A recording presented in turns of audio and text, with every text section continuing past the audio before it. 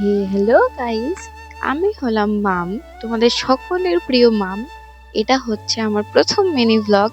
আমি খুব এক্সাইটেড যে আমি কি বলবো না বলবো মিনি ভ্লগে, আমি সত্যি কিছু জানি না। আজ আমি তোমাদের সাথে শেয়ার করব আমি সকাল থেকে কি করি না করি সবকিছু তোমাদের সাথে শেয়ার করব। সো আমি সকালবেলা উঠে যেটা আমার প্রথম কাজ থাকে, বিছানাটা ঠিকঠাক করে গোছানো। সেটা যদি গোছানো ঠিকঠাক করে, তবেই ঘরটা সুন্দর লাগে। তো আমি সেটাই চেষ্টা করি যে বিছানাটা একটু ঠিকঠাক করে গুছিয়ে তারপর ঘর ঝেড়ে ভালো করে পরিষ্কার পরিচ্ছন্ন করে তারপরে জলগুলো ভরে রাখা।